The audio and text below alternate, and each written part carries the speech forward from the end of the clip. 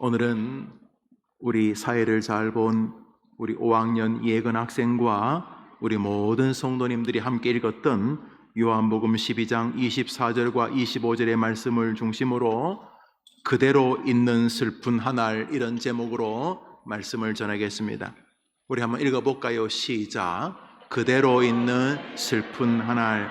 우리가 먹는 밥은 쌀을 가지고 만듭니다. 쌀, 하얀 쌀은 벼의 껍데기를 벗긴 알맹이를 뜻합니다. 벼는 겨라고 하는 껍질이 있습니다. 누런 껍질을 벗기면 하얀 쌀이 나오게 됩니다. 껍데기를 벗기지 않은 벼를 나달 혹은 나락이라고도 부르기도 합니다. 낫알, 나락, 이렇게 그런 같은 의미죠. 한번 따라합시다. 벼와 쌀. 이제 뭐로 질문해 볼게요. 벼의 껍데기를 벗기면 뭐라고 한다고요? 쌀. 쌀을 덮고 있던 껍데기를 뭐라고 그런다고요? 아이, 잘하네요. 쌀은 겨를 벗겨낸 후에도 하얀 쌀의 겉부분을, 겨를 한번 벗겨냈으면 됐지. 그런데 겨를 막 벗겨낸 하얀 쌀을 현미라고 부릅니다. 겨를 이제 껍질을 딱 벗기면 누런 껍질이 벗겨지면서 안에 알맹이가 나오겠지요. 그것을 현미라고 부르는데, 그 현미 껍데기를 기계로 조금 더 깎아요. 이야, 세상에, 아니 그 쌀을 어떻게 깎고? 목사님도 잘 몰라.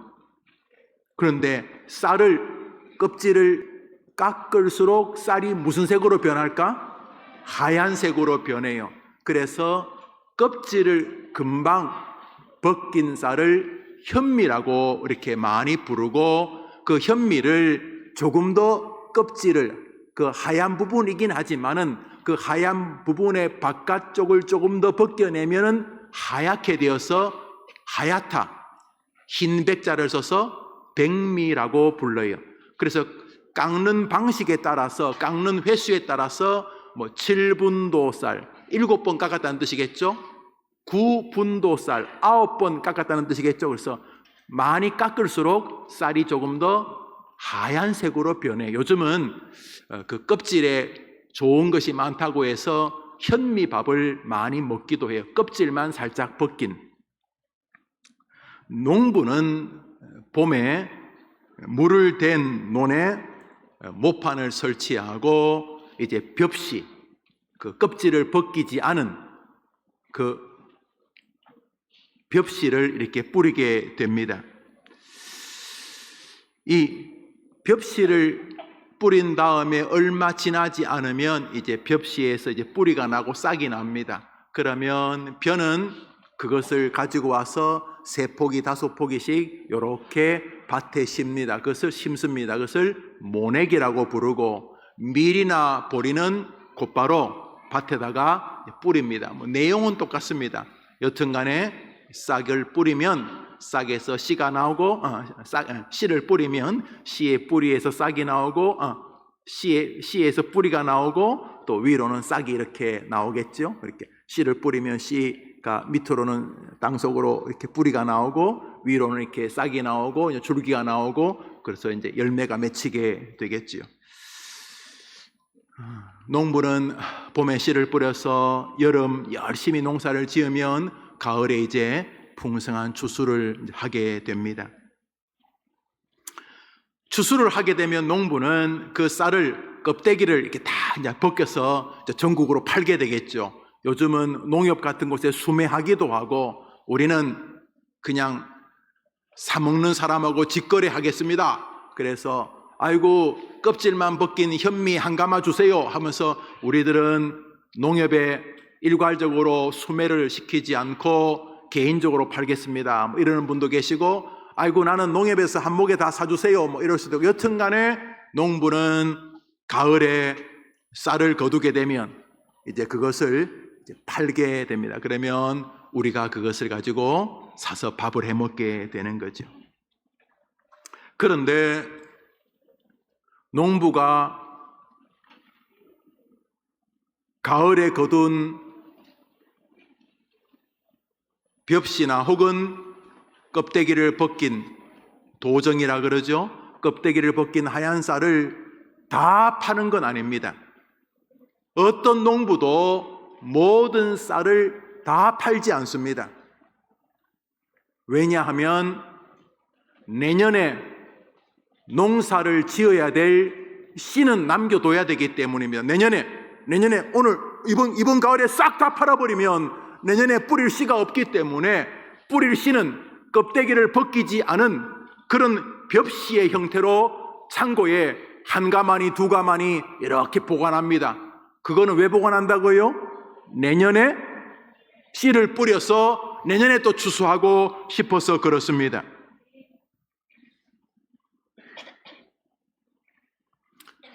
그 씨는 다른 씨들과 달리 창고에 보관되어 있다가 그 다음에 봄이 오면 논에 뿌려지게 됩니다.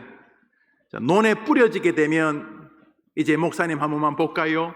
자, 여러분이 씨라고 생각을 해봅시다. 한번 답시다. 내가 씨라면 이제 여러분이 이제 창고에 있다가 한 가마니 안에 들어있다가 이제 어느 날 봄이 오니까 주인이 가마니를 영차 들고 가가지고는 논에는 물이 많은데 거기다가 여러분을 뿌려요. 여러분이 이제 벽시예요. 여러분이 벽시.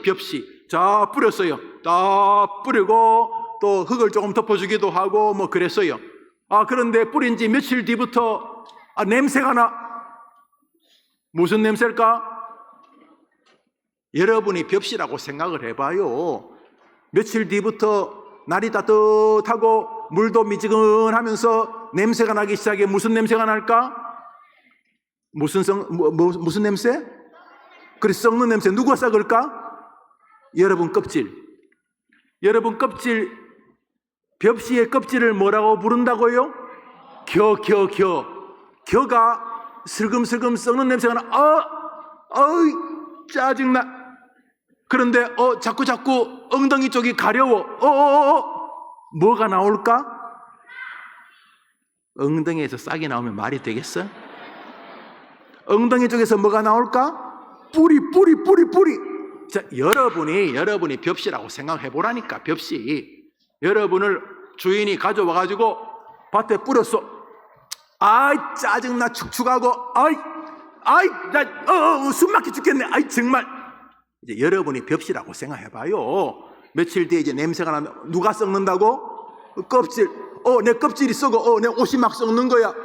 진짜, 축축한 거 진짜 싫은데. 근데 조금부터 막 이상해. 몸이 좀 이상해. 아파. 뭐가 나와? 밑으로? 뿌리. 이거 뭐야? 이거 허연 거, 수염 같은 거, 뭐야, 이거? 근데 좀 있으니까 머리 위로 또 뭐가 나와? 뭐가 나올까? 여러분이 벽시라면 기분 좋을까, 안 좋을까? 우와, 이거 뭐 아파 죽겠어. 축축하고 뿌리 나오고 싹 나오고 썩고 아이고 아파라. 지금 싹은 지금 그러고 있어.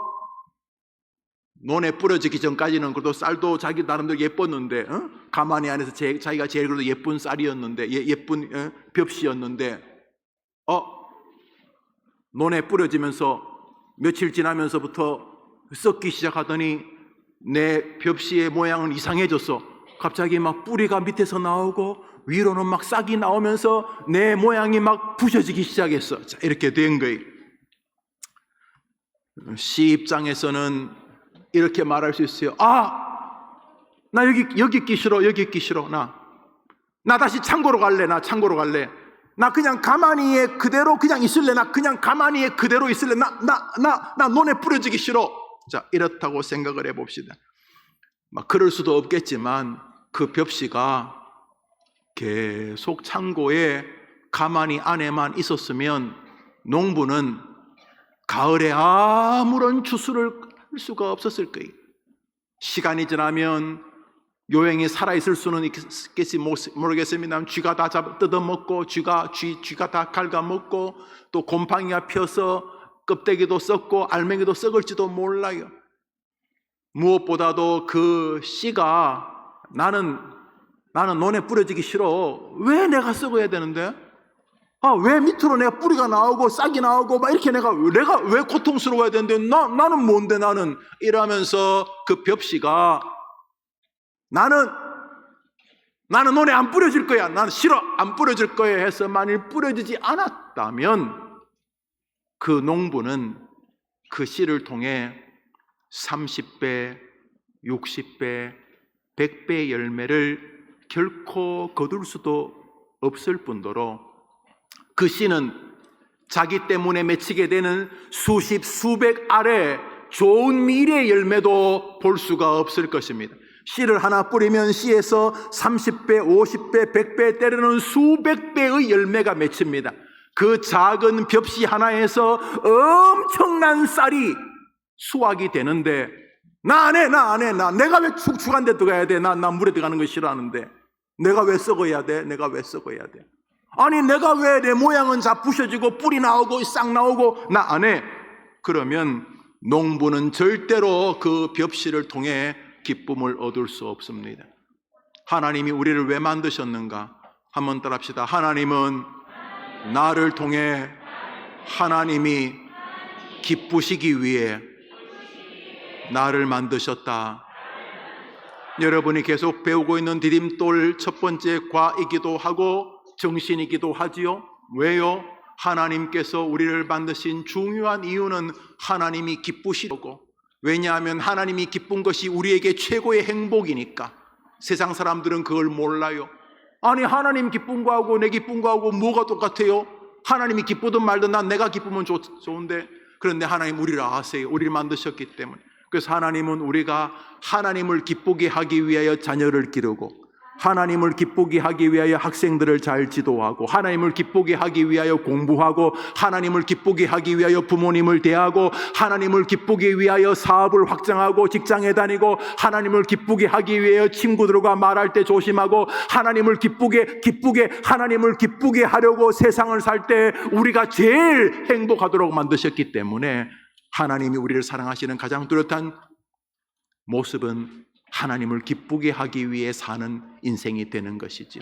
자, 그런데 이 벽씨가 이 밀, 이 보리, 이 조, 이 수수, 이 옥수수 씨가 뿌려지지 않으면, 자기를 희생하지 않으면, 물속에 땅속에 덮이지 않으면 자기 몸은 사라지고 뿌리가 나고 싹이 나서 원래의 자기 모습이 없어지지 않으면 절대로 농부에게 30배, 60배, 100배 열매를 줄 수가 없어요. 절대로 없어요. 그런데 우리 시대의 많은 사람들은 자신이 한 알의 밀알이 되는 것을 너무너무 힘들어해요. 네가 밀알이 되라. 네가 벽씨가 되라. 왜 나보고 그러냐? 안타깝게도 자기를 통해서 하나님이 기뻐하고, 자기는 지금 한 알밖에 안 되지만 잠시 후에 자기를 통해 30배, 60배, 100배의 열매가 맺히는 멋진 생애를 살 수 있는 기회를 놓쳐버리게 돼요. 왜? 마치 꼭 내가 희생하는 것 같아서, 나만 바보 되는 것 같아서, 나만 손해보는 것 같아가지고 내가 왜 희생해? 나는 축축한 거 싫어해. 나는 내 머리에 흙이 덮이는 거 싫어한다고. 내가 왜 하면서 희생하지 않는 아빠, 희생하지 않는 엄마, 희생하지 않는 형제, 희생하지 않는 가족, 희생하지 않는 성도, 희생하지 않는 목사님, 희생하지 않는 교사, 희생하지 않는 세상살이가 우리를 이렇게 절망적인 세계로 자꾸 몰아가는 거죠. 하나님이 만들지 않았던 세계죠. 어리석게도 그게 잘 사는 길이라고 생각하는데 오늘 성경은 아니다 이렇게 말해요. 오늘 성경 말씀 요한복음 12장 24절 읽습니다. 시작. 내가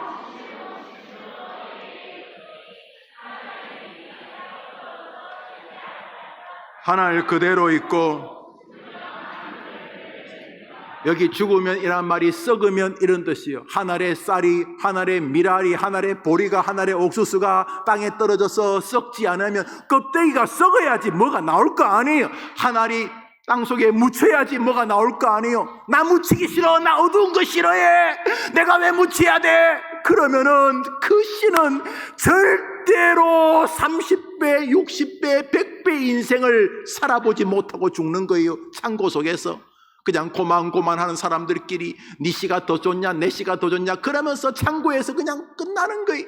그런데 어떤 사람은 주님의 나라를 위해서 자기가 희생되어 자기가 물에 떨어져지고 자기 위로 흙이 덮이지만은 그렇지만 자기는 없어지는 것 같지만은 주님을 위해서 뿌리가 나고 싹이 나고 얼마 뒤에 주님이 기뻐하고 주변에 많은 사람들이 나를 통해 하나님께 영광을 돌리며 인생의 유익을 얻게 되는 것이 성경은 말했어요. 내가 진실로란 말이 아멘, 아멘이에요. 내가 아멘, 아멘, 진실로 두 번이나 강조하는 건 주님이 너무나 확신 있게 말하는 거예요. 내가 진짜 너희에게 말한다. 너는 인생을 살면서 하나의 미랄의 법칙을 잊으면 안 된다. 손해보는 것처럼 보이지만 아니다. 하나의 미랄의 법칙을 잊으면 안 된다. 희생하는 것이면 아니다. 너를 통해 너도 너의 후손도 무엇보다 나 하나님 농부이신 나 하나님이 영광을 받는 것 그리고 너도 행복한 인생을 사는 것이다. 이렇게 말하고 있는 거예요. 여러분 외울만 하죠? 요한복음 12장 24절 읽습니다. 시작. 내가 진실로 너희에게 이르노니 한 알의 땅에 떨어져 죽지 아니하면 한 알 그대로 있고 그러므로 그대로 있는 것은 슬픈 인생이야. 슬픈 인생. 교회를 다니는데 작년에도 희생 안 하지만 올해도 희생 안 해. 교사를 하는데도 작년하고 올해하고 똑같아. 성실한 게 똑같다는 게 아니라 희생 안 하는 건 똑같아. 목사님이 작년에 그 목사님이 올해 그 목사님하고 달라야 되는데 희생 안 하는 거는 똑같아. 그 성도는 그 집사님, 그 장로님, 그 찬양대원들 똑같아. 슬프게도 똑같다는 말이 변함없다는 뜻으로 들리면 안 돼요. 그대로 있는 하나의 슬픔을 우리가 기억해야 돼. 그래서 믿음 생활하면서 작년보다 올해 내가 더 썩어야 돼. 내게서 냄새가 나야 돼. 이 말은 목욕하지 말라는 뜻 아니에요.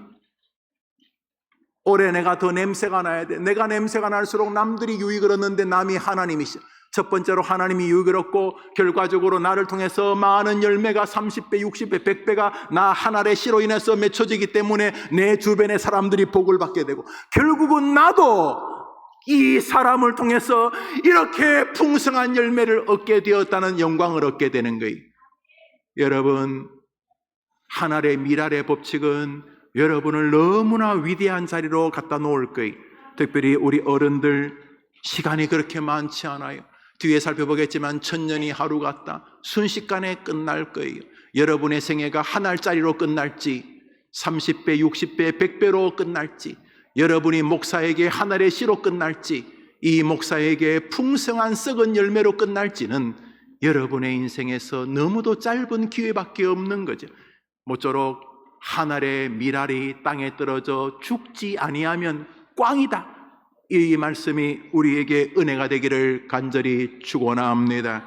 예수님은 죽는다는 이야기뿐 아니라 씨 뿌리는 이야기를 굉장히 자주 하셨습니다. 마태복음 13장을 읽습니다. 시작. 예수께서 비유로 여러 가지를 그들에게 말씀하여 이르시되 씨를 뿌리는 자가 뿌리러 나가서 뿌릴새 어떤 것은 100배 어떤 것은 60배 어떤 것은 30배의 결실을 하느니라. 여러분의 생애가 여러분 혼자 끝나지 않고 여러분 때문에 30배가 여러분의 삶에 맺히게 되기를 축복합니다. 여러분을 볼 때 와, 나 제 옆에 있어요. 제 옆에. 왜냐하면 제 옆에 있으면 제가 60배씩 돼. 제 옆에 있으면 수지 맞는 거야. 여러분이 그런 사람 되기를 바랍니다. 야, 우리 집에는 얘가 우리 집 며느리가 되고 사위가 되고 아들이 그 딸이 돼서 너무 좋아. 저 아이의 인생은 건들면 100배야 100배. 저 아이 옆에 있으면 그냥 떨어지는 부스러기가 있어. 여러분 컵에 물을 붓는데 물을 그냥 찰랑찰랑 부은 게 아니라 그냥 컵이 있는데 물을 막 엄청나게 그냥 한강물을 다 그 컵에 부으면 어떻게 될까요? 여러분 콜라 마시는 컵에다가 한강물을 다 부으면 어떻게 돼요? 우선 컵은 다 차겠지만 그 다음에 어떻게 되겠어요? 그 주변 사람들까지 다 넘치는 은혜를 입는 거예요.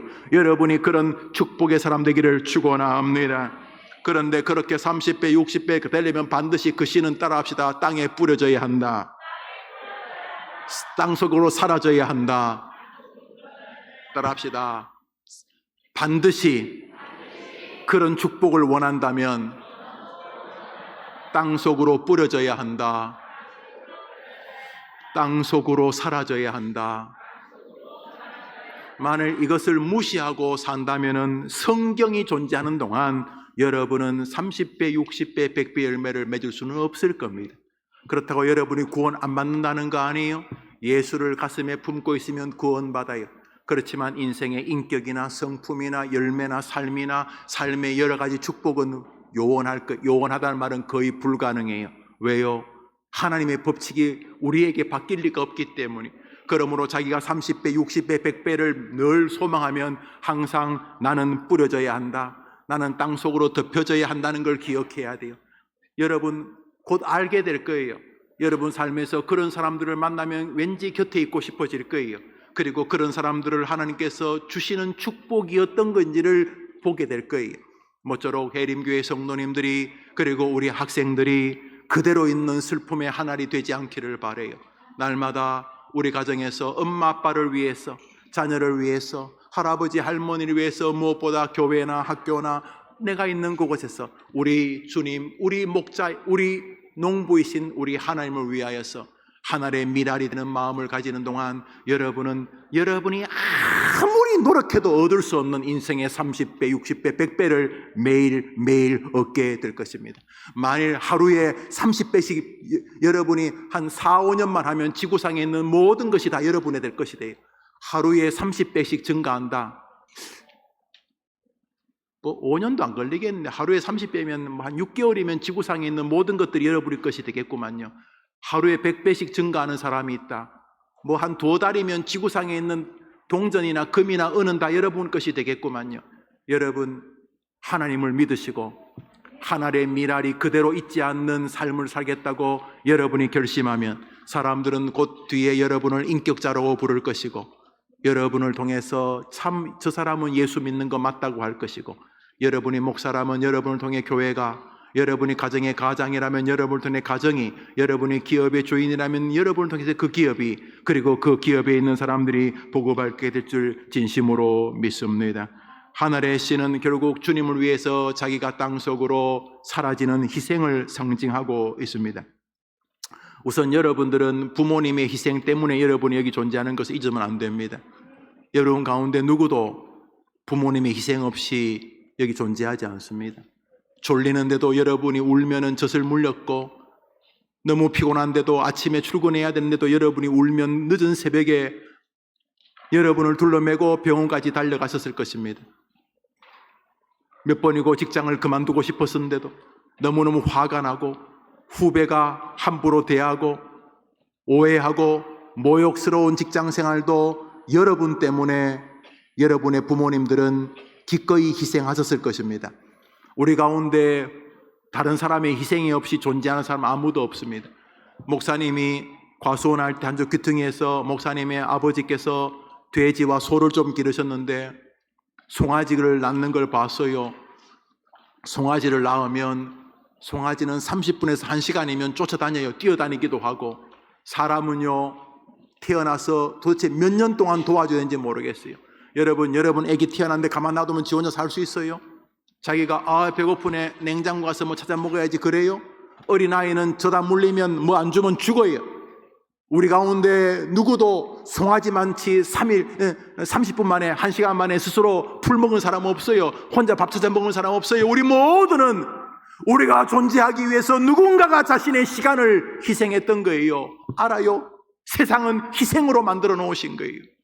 사랑하는 여러분, 하나님은 그런데 희생만이 인생의 전부가 아니라 거기에 축복의 열매를 달아두신 거예요. 한번 따라합시다. 하늘 그대로 있는 슬픔. 믿음 생활하면서도 인격이 계속 그대로야. 저 사람은 지겹도록 그대로다. 그러면 안 돼요. 시간이 지나면서 쓰는 어휘가 달라지고 언어가 달라지고 눈빛도 달라져야 돼. 눈에서 도끼도 빠져야 돼. 왜요? 하늘의 미랄은 하나님 앞에서 축복의 기간이기 때문에 우리 모두는 다 하늘의 씨앗이. 목사님 설교를 시작하면서 여러분에게 내가 그 벽시 하늘이라고 생각해 보라 그랬지요. 그래요. 주인이 여러분을 논에 뿌렸어요. 밭에 뿌렸어요. 나는 사실 안 그러고 싶은데 축축한 물이 나를 덮어요. 숨 막혀 죽겠어요. 그리고 내 껍질이 썩기 시작해요. 냄새나 아이고 내 예쁜 모습 다 어디 갔느냐? 쌀 모양이 어그러지기 시작해요. 왜요? 밑으로 수염 같은 뿌리가 나오고 위로 싹이 나오면서 내 모양은 완전히 박살나버렸어요. 그러면 나는 없어진 거, 예, 나는 없어진 것 같아요. 그런데 내가 없어지니까 내 위로 30배, 60배, 100배가 맺는 거예요. 주님을 위해서 다른 사람에게 아름다운 희생을 여러분이 축복으로 누리게 되기를 축원합니다. 사도행전 4장을 읽습니다. 시작. 구브로에서 난 레위족이 있으니 이름은 요셉이라. 사도들이 일컬어 바나바라 하니 그가 밭이 있음에 팔아 값을 가지고 사도들의 발 앞에 두니라. 우리가 초대교회로 돌아가자 하는 초대교회의 시작은 바로 이분의 땅 위에서 시작했어요. 바나바라고 하는 사람, 참 위로, 이름이 바나바라는 게 위로하는 사람, 참 인격이 훌륭하신 분인가 봐요. 이름이 있는데 별명으로 불렸어요. 별명으로. 왜 그런 사람 있잖아요. 이름이 있는데도 너무너무 그게 훌륭해서 별명으로 천사 집사님, 그러면 누구나 그분 얘기하는 거야. 기도 권사님, 그분 말하는 거야. 또 우리가 이렇게 사람 이름이 있는데 그분이 너무 훌륭해서 그 말만 하면 그분 말이야 이렇게 떠오르는 것처럼 사람들에게는 이 바나바는 원래 이름이 요셉인데 바나바가 뭐냐면 위로하는 아저씨, 위로하는 장로님 이런 뜻이야. 사람들이 만나면 요셉 집사님 이래 안 부르고 아이고 위로하는 집사님 이렇게 불렀는 거예요. 초대교회는 이 바나바가 헌금한 그 바나바의 땅 위에 초대교회가 세워졌어요. 아니 자기 것을 남에게 주면 없어지는 거죠. 그렇지만 초대교회는 이 희생에서 출발한 거예요. 누군가가 희생했기 때문에, 누군가가 자기 것을 남을 위해 내어놓았기 때문에 모든 교회의 어머니 교회가 세워지게 된 거예요. 여러분 기억해야 돼요. 하늘의 법칙은 세상 만사에 있어요. 그렇지만 오늘 목사님은 여러분 개인의 삶을 말하는 거예요. 여러분의 개인의 삶이 정말로 축복이 되기를 원하면 그대로 있는 것이 얼마나 모진 슬픔인지를 알아야 돼요. 나는 왜 그대로지? 나는 이 사람한테 왜 자존심 싸움이나 하고 있지? 나는 왜 이러지? 이 바보야, 이 멍텅구리야 이렇게 생각해야 돼요. 날마다 뿌려지는 즐거움, 썩는 즐거움을 기억해야 돼요. 하늘의 밀알이 땅에 떨어져 죽지 아니하면 그대로 있고 그대로 있는 슬픔. 내가 죽고 내가 조금 희생하고 내가 좀 약해지는 순간 약해지는 게 아니라 나로 인하여 주님의 영광이 드러나고 나로 인하여 상상지도 못할 내가 그대로 있으면 하늘인데 내 하늘을 통해서 30배, 60배, 100배의 줄기야 열매가 맺히는 이 영광스러움을 여러분이 놓치지 않아야 되는 거예요. 1883년 미국 북장로교회 파송을 받아 중국 상해에서 선교하던 의사 알렌이라는 사람이 그 부인과 함께 1884년도에 9월 20일 제물포항 인천에 도착을 합니다. 그래서 이 의사 알렌이 어떻게 선교할까 하다가 그때 조선의 신하였던 민영이라는 사람이 몸을 아프게 다치게 됩니다. 그래서 이 민영환을 알렌이 가지고 있는 서양 의술로 고쳐주게 됩니다. 그것을 계기로 임금 고종이 1885년도에 지금 종로 헌법재판소 종로의 헌법재판소로 와 있는데 그 땅에 광해원이라고 하는 병원을 짓도록 허락을 해줍니다.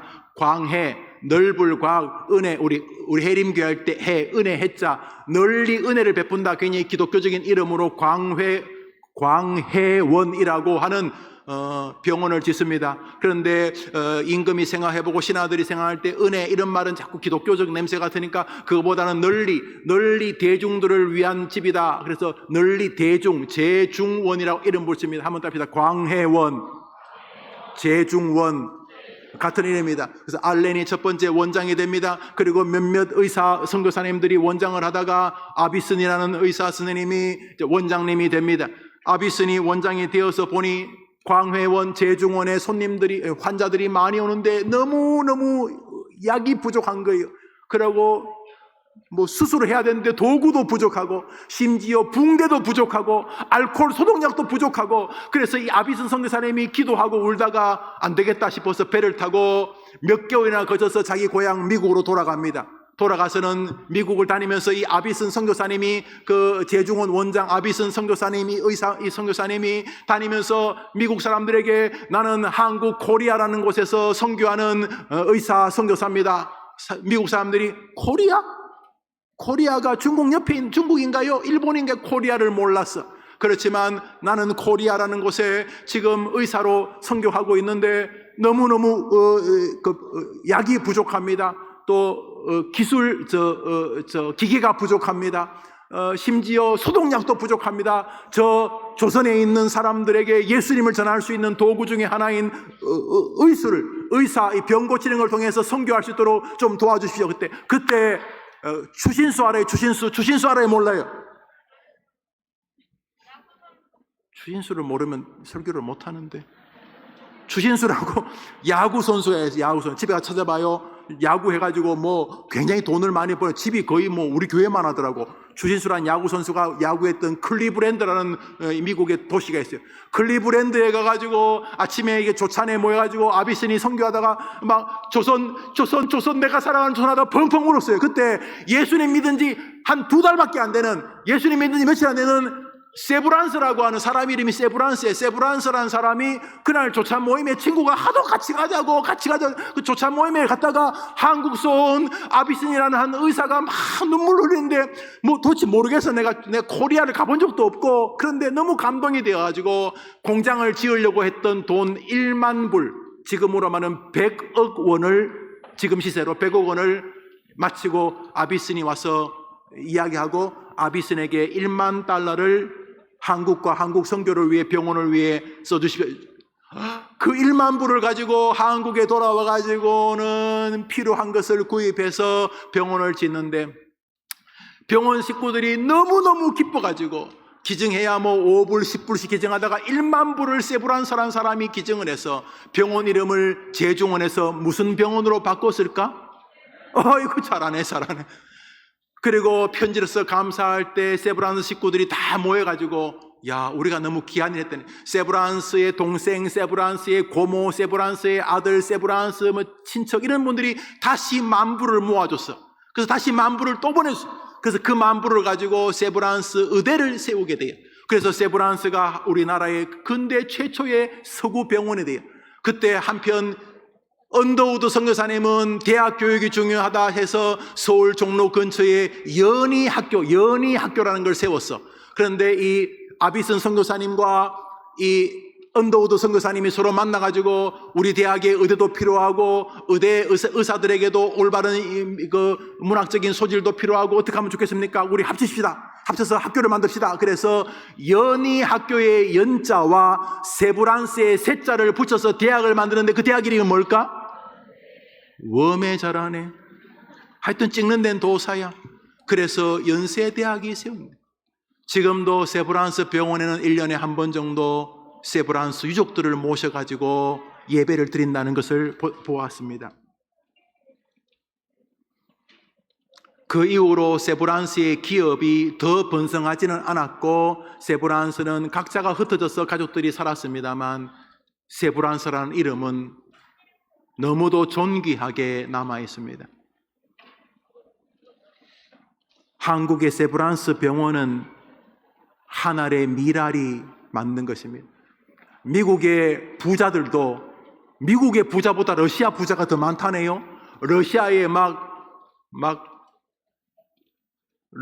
그 부자들도 우리나라의 세브란스 병원에, 우리나라 서울대 병원에 이런 뭐 아산 이런 병원에 수술 받을, 우리나라 의술이 그렇게 뛰어나대요. 그 의술의 시초가 바로 세브란스예요. 세브란스는 세브란스라는 한 기업가로부터 출발한 거예요. 그분이 희생했어요.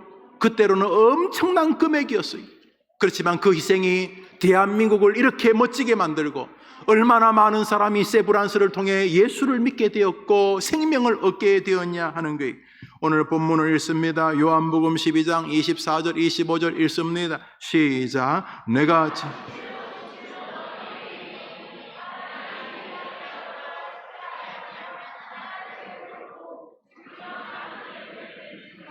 자기 생명을 사랑하는 자는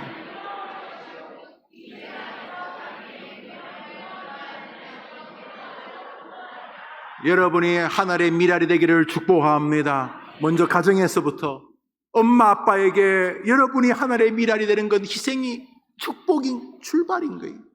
엄마 아빠가 보면서 아이고 우리 딸이 우리 아들이 너무 고맙다. 이것은 여러분이 인생을 30배 60배로 만드는 방법이, 인생에서 친구들 사이에서 작은 희생은 절대로 손해가 아니에요. 그런데 누구를 향해 희생해야 되는가가 헷갈릴 때가 있어요. 왜냐하면 희생하고 싶은 사람이 희생하고 싶지 않은 사람이거든. 딱 보는 순간 야 임마 난 너를 위해서는 못하겠다 이 나쁜 놈아 이러면서 우리가 사람을 보면 희생하기가 어려워요. 누구를 향해서 우리가 하나님의 미랄이 되어야 하는가? 어떻게 하면 하나님의 미랄의 축복을 누릴 수 있는가? 우리 히브리서 11장을 읽습니다. 시작. 믿음으로 모세는 장성하여 바로의 공주라 아들이라 칭함받기를 거절하고 도리어 그리스도를 위하여 받는 수모를 애굽의 모든 보화보다, 노란 글씨만 읽습니다. 노란 글씨만. 시작.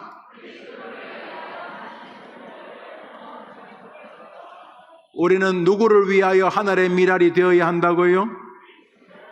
누구를 위하여? 누구를 위하여? 이걸 잊어버리면 잘 안 돼요. 이걸 잊어버리면 앞에 사람이 나보다 더 나쁜 놈처럼 보이거든.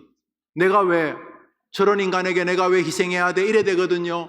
그런데 우리는 누구를 위하여 살 때 비로소 30배, 60배, 100배 열매를 맺는 그대로 잊지 않는 미랄이 된다고요. 누구를 위하여? 예수 그리스도를 위하여. 빌레몬서를 읽습니다. 빌레몬서. 시작.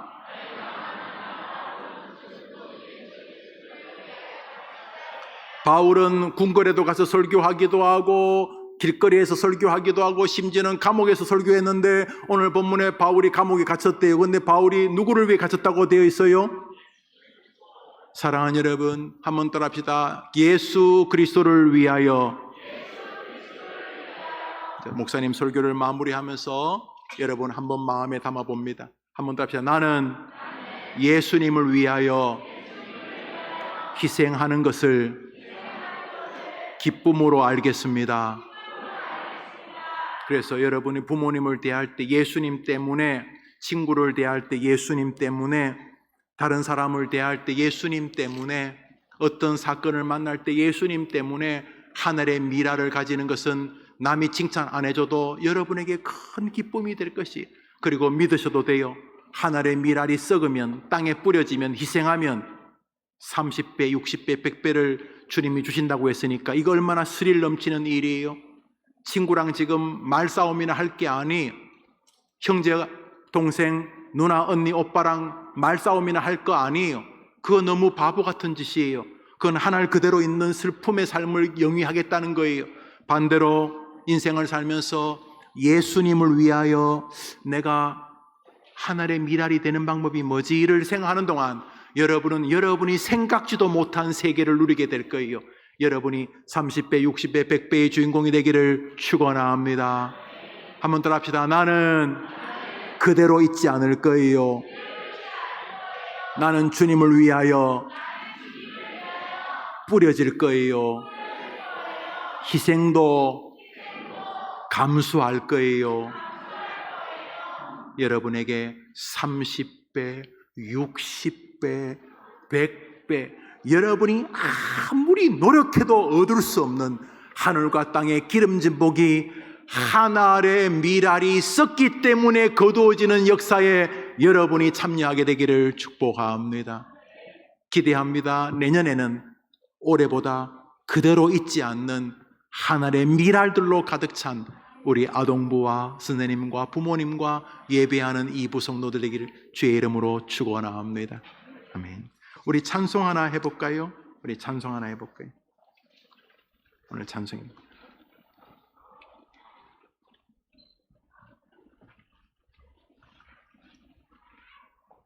오늘 나는 이런 찬송이 있는데 불러볼까요?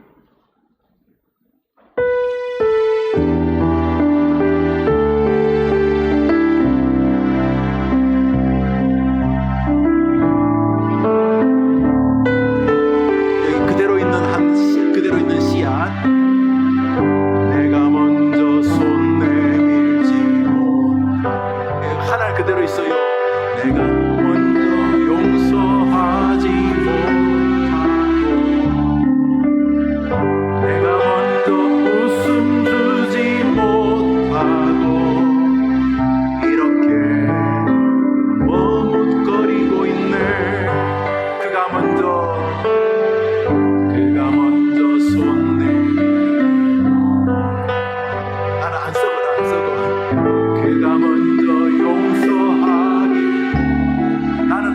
썩을 거야. 그가 먼저 웃음 주길 원했네. 나는 어찌된 사람인가.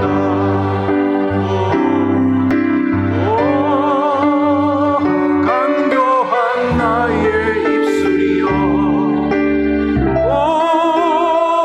더러운 나의 마음이여, 왜 나의 입을 사랑을 말하면서, 왜 나의 마음을 아예를 말하면서, 왜 내가 먼저 져줄 수 없는가, 왜 내가 먼저 손해볼 수 없는가.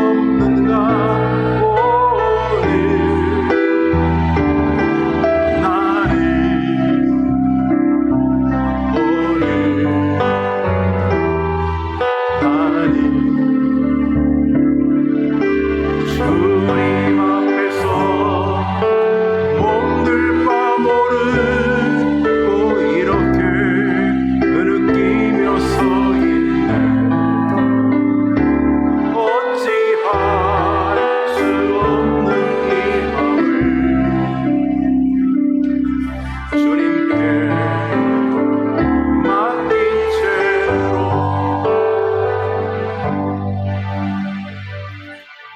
내가 먼저 손 내밀지 못하고, 내가 왜 희생해? 내가 먼저 용서하지 못하고, 그가 먼저 손 내밀어 주기를 원했고, 그가 먼저 용서하길 원했고, 그가 먼저 웃음 주길 원했고, 나는 어찌된 사람인가. 오 간교한 나의 입술이여, 오 서글픈 나의 자존심이여. 이번 한 주간 자존심, 마음, 먼저 사랑하는 가족들, 형제들, 친구들 사이에서 나는 그대로 있는 사람인가, 나는 좀 뿌려지고 희생하는 미랄인가 보면서 먼저 가정에서부터 여러분이 미랄의 축복이 있게 되기를 바랍니다. 삶 전반에 이 공식을 믿어드립니다. 세상은 싫어해요. 야 그러면 너 무시당해? 야 정신 똑바로 안 차리면 사람들이 너 바본 줄 알아? 그거는 세상 사람들의 방식이고 우리는 하나의 방식을 믿습니다. 제가 말했잖아요. 하루에 30배씩 하나님이 복을 주시면 여러분은 몇 개월 만에 지구상의 모든 것을 여러분이 다 가져요. 하루에 30배씩. 야 이건 상상을 하루에 100배씩. 목사님 계산 안 해봤는데 하루에 100배씩이면 아마 한 20 며칠이면 지구상에 있는 모든 1원짜리 돈까지 다 여러분의 것이 될 거예요. 믿으세요. 하나님을 믿으세요. 그리고 이번 한 주간 그대로 있지 마세요. 그대로 있는 슬픈 하나님 되지 마세요. 가족들이 있으면 여러분이 희생하는 미랄이 되세요. 친구들이 있으면 여러분이 희생하는 미랄이 되세요. 동생하고 오빠하고 언니하고 누나 사이에서 여러분이 희생하는 미랄이 되세요. 한번 따라 합시다. 그대로 있는 슬픈 하늘. 이번 한 주는 그래 살지 않을까. 뭘 하더라도 내가 뿌려지는 하늘, 그리고 기대 개봉박두. 조금 불편하지만 나로 인하여 30배, 60배, 100배가 맺혀질 것을 기대하면서 이번 한 주간 여러분이 먼저 손 내밀고, 여러분이 먼저 용서하고, 여러분이 먼저 섬겨주고, 여러분이 먼저 여러분의 자존심을 내려놓고, 그래서 이번 한 주간 그대로 있지 않고 낮아지고 뿌려지는 멋진 미랄이 되어서 여러분의 현재와 미래가 30배, 60배, 100배로 날마다 맺혀지는 주인공들의 삶이 되기를 주님의 이름으로 축복합니다. 기도합시다. 자비로우신 주님, 그리스도 예수를 위하여 뿌려지고 덮여지고 희생하는 것처럼 보이지만은 결코 그것은 희생이 아니라 세상 사람들이 1000만년을 살아도 누릴 수 없는 30배, 60배, 100배짜리의 삶을 살아가는 경영의 방식이라고 믿고 오늘 말씀 그대로 하늘의 미랄의 법칙을 마음에 새기면서 나의 삶이나 나의 언행이 그대로 있는 슬픔에서 벗어나 하늘의 미랄의 희생과 섬김을 통해 자기도 다른 사람도 복을 받게 하는 우리 어린이들과 우리 모든 성도들이 되게 해 주시옵소서. 예수 그리스도를 위하여 라고 하는 분명한 목표를 가지고 예수 그리스도를 위하여 미랄이 되는 이들에게 복을 주시기를 예수님의 이름으로 기도합니다. 아멘.